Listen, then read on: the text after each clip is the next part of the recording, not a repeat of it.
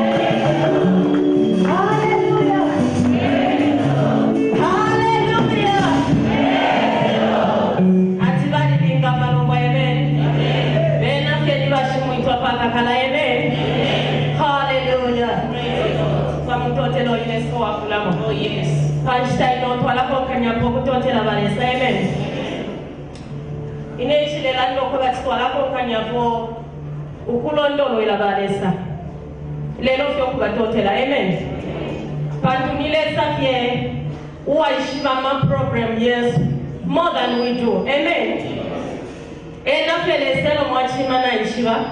If you hallelujah. Atina Daniel, Gamabelenga Mubukuda kwa Daniel, Bamu Posele Muchindi Chankalamo, but the Bible, the extra recording, if people, Daniel wa pepele, but if people yalipo ya kutotela amen.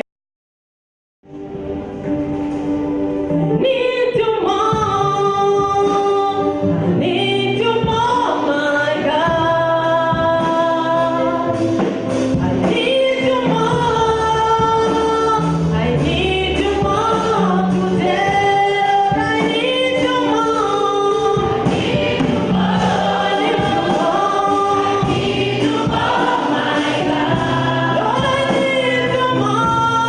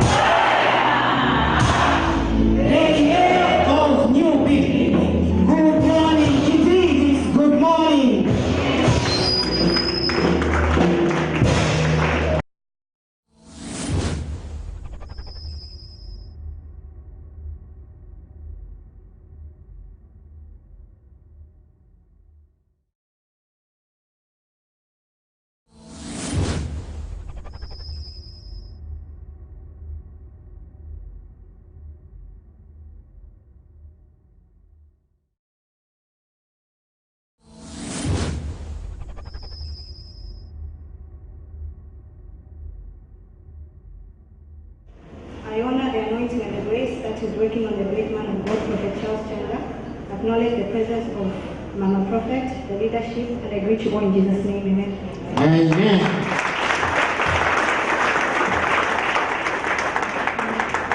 My name is Eunice Zulu. The boy standing next to me this is my firstborn, Daniso Zulu, and Gabriel Zulu.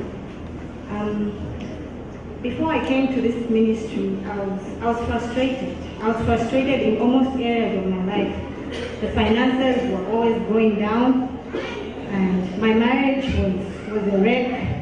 Everything, I can just say everything about my life was just going down.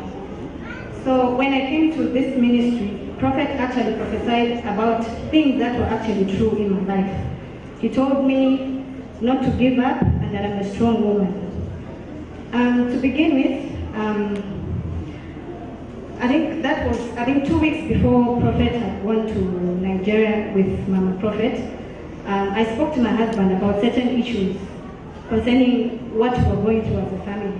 So I told him we should give an offering to God. He gave me a certain amount of money, but this money wasn't enough to take my 2 kids to school. That was January.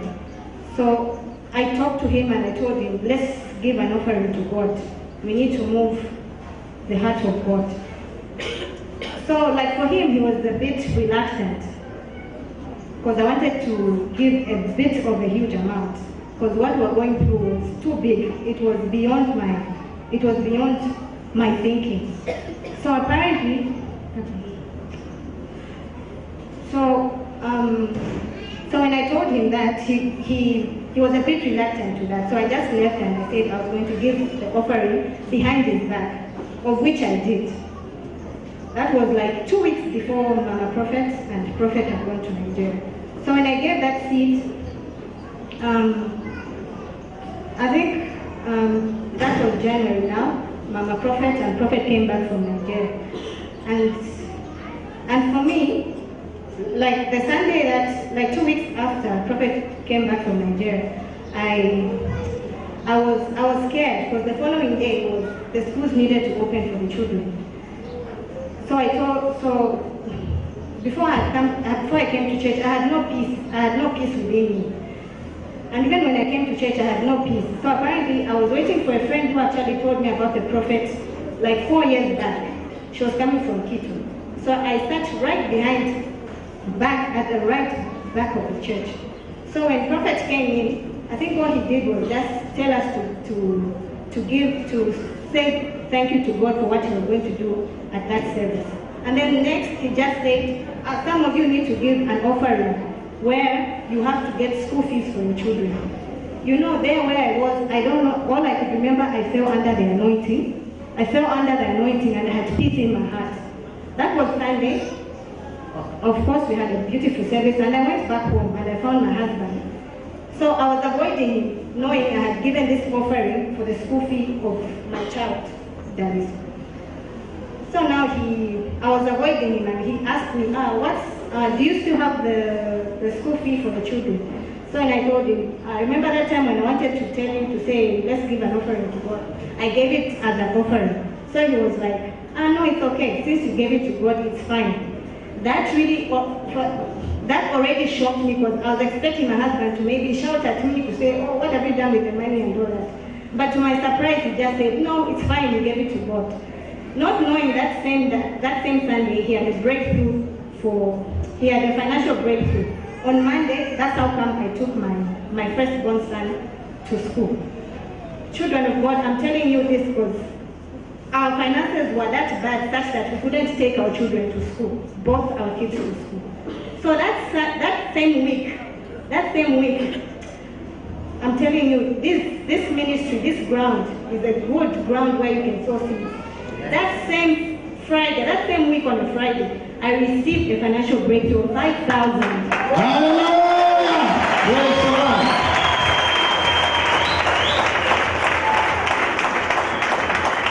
And that's how I took my second child to school.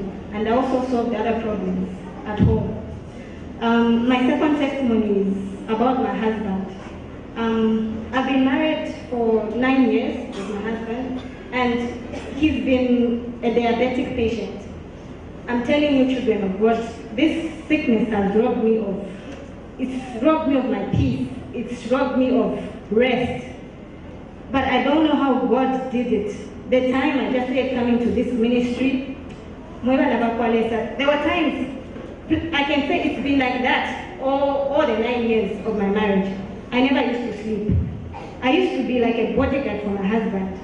I used to be like this animal, this nocturnal animal that would be active in the night, in the day, active in the night, and during the day we sleep. I was tired of this sickness. I was always in and out of hospital, nursing my husband. I'm almost like a year and few months in this ministry. I sleep. I don't know how God has done it, but in Dalala, yes. I can't even remember the last time that my husband had a diabetic attack in my eyes. I sleep when I have peace. I sleep like a baby. Praise the Lord. Hallelujah. Thank you, Jesus. So, like, there was a time at work, not in my presence. God has actually wrapped this thing of seeing this attack of my husband in my face. So at work he had 2 attacks of this same diabetes. So like it wrote stock with KCM to say this person needs to be put on medical grounds. Children of God, when someone is put on medical grounds, not only will you stop working for that company, but you will not work elsewhere. And I look at my husband, he's still young and energetic. And at that time, I was just from seeing prophets concerning some certain issues that I was going through. And you know, we have a father figure in our man of God. He encouraged me, don't give up, continue praying. You know, he's instilled in me this fighting spirit that keeps me saying I should not give up no matter what I face. Way back, I would easily give up, but when I came to this ministry, I don't easily give up, no matter what the enemy will throw at me. So, his boss, I got a call saying I was summoned for a meeting. I was summoned for a meeting where my husband needs to be put on medical grounds. The boss had told me that. So, you know, knowing that I was just from seeing the prophet, and he told me not about that, just other issues. The following week, that was the time I was summoned to say I had to go to Chanda South Hospital for that same meeting, where the doctor needed to sign that my husband needs to be put on medical grounds. So at that time, I couldn't call prophet, but all I could remember, he told me way back, no, don't lose heart, I'm praying for you. So knowing I couldn't tell him the problems that came before me, I remember I had the anointing oil of Prophet Charles Chanda. That is the oil that you use? Yes, this is the anointing oil that I use.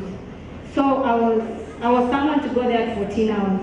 You know, I was a bit shaky, I can't lie. I was a bit shaky, but I got this anointing oil. I used it as my lotion that day. I went. Hallelujah. Praise the Lord.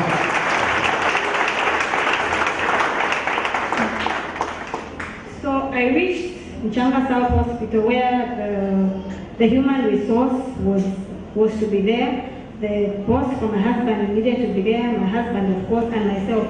And the superintendent doctor. This superintendent doctor is the overall doctor that needed to be there. So you know, for me, I didn't want I really wanted my husband to have this job. I didn't want him to be put on medical grounds because I knew this was the plan of the enemy. So when I got there, I was the first person to be there. I kept saying in my heart and just speaking it out. I couldn't offer a prayer, but all I could say, God of Prophet Charles Chanda, come through for me. God of Prophet Charles Chanda, come through for me. That's all I could say in my heart. Because I was at that time I was a bit frustrated. I couldn't offer a prayer, but that's all I could say. So 14 hours, the meeting had started. And really, if you tell me what was discussed in the meeting, I can't really remember. All I could remember, the doctor actually saying, Mr. Zulu, you still have this job. because I'm considering your wife and your children. Hallelujah. Praise the Lord.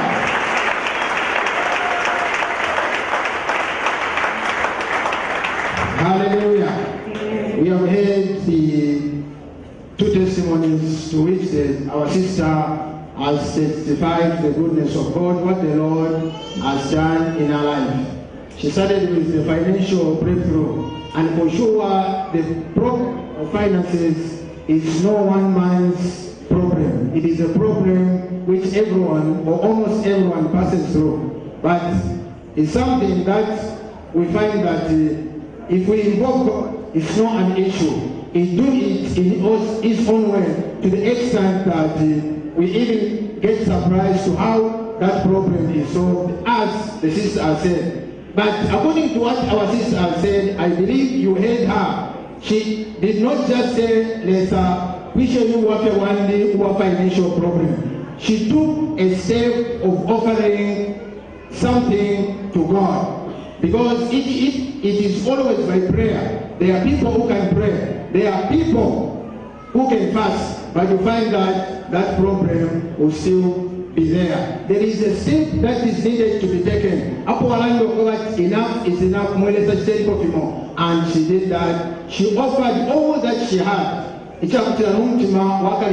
And somehow she remained worried. But to God of all surprises, she was surprised because God did it at the right time, and she had to pay for the school fees for her children. And she has also mentioned of what the Lord had done when her husband was about to have his employment terminated through medical grounds because of the sickness that he was all that he had. But glory be to God, there's Ali Batila Chimo. Even up to now, the husband is still working, and she has said since that time, from the time she has been attending this ministry, Tawamonapo, we don't work here again in his presence or in her presence, Munganda,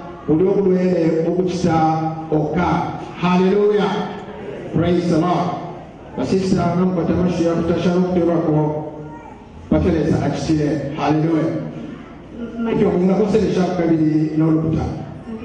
Before I give an encouragement, I have my last testimony. My son here, Gabriel, is 5 years old. Yes. So apparently, I saw him growing up. He never talked. He always had this baby talk up to this age. He never would utter a word out of his mouth, or like maybe finish a sentence. So like, from what I noticed, so like there was a time it really bothered me as a mother and as a parent. I didn't know what I would actually do, but I love prophetic channels. So like there are times like this international visitors program, I would actually see children who had the same situation that my child was, where they would actually not talk much. They would always utter baby talk, even at their age. So there was a time I was actually thinking, saying, I've seen miracles happen in the ministry of Prophet Charles Chanda. Why should I be an exception to that? So again, I got the anointing oil of Prophet Charles Chanda. I got the anointing oil of Prophet Charles Chanda, and I started anointing his tongue and his head. In that week, I remember the young brother said, Mommy, I can hear Gabriel talk. So up to now, my child can talk clearly. You can actually hear me clearly. Hallelujah! Big hand. Praise the Lord.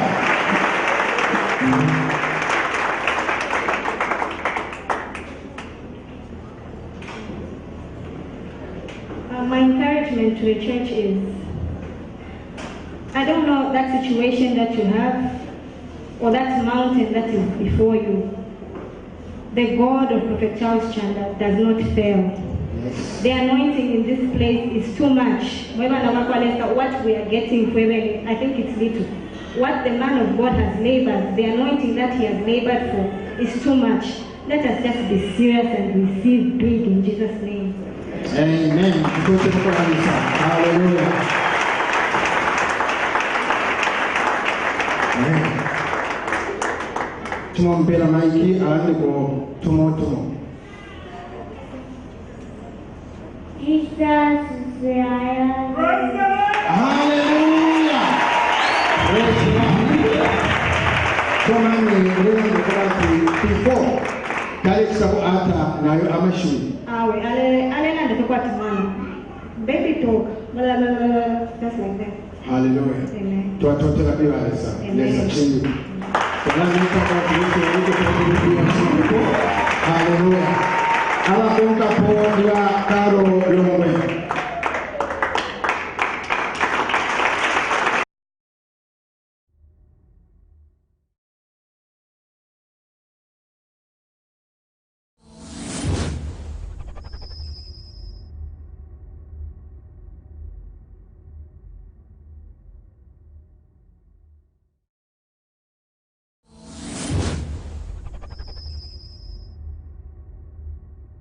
Batupatie.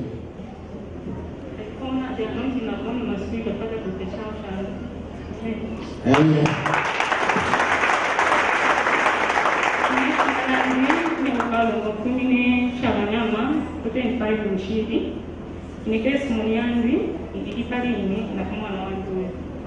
Ndio mchakaji mpatu Julai. Bila date kasande na ikera hapo kasande kitu kwa mside. Nata that decision sepe. Ataona umachina kwa anasema kwani. Ato so basi bali mpepelera bali nyata kumukadi na ndio kumamu. Kanshi ne shishi kanshi ni grace bali ndika kumwanzi. So patire yote ya kasande.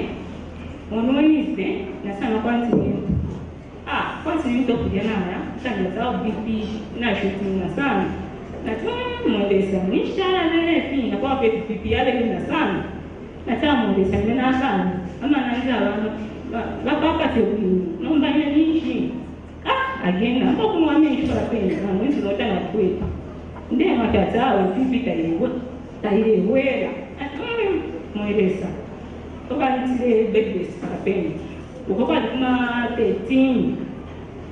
13 ya up to 17 pipi tale wela ke 170 shano ga 113 atawe yena dangerous sio kuti na tabata na shano na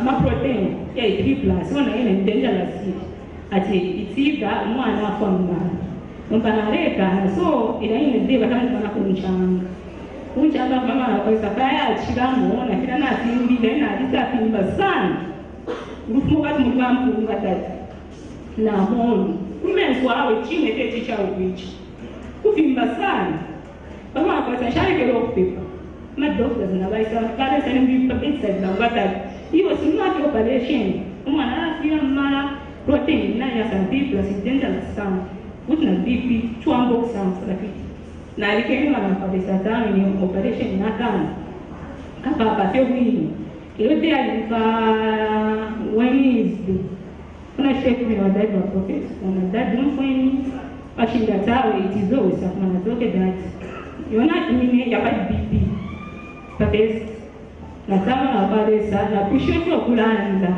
na bibi aitambo kuwela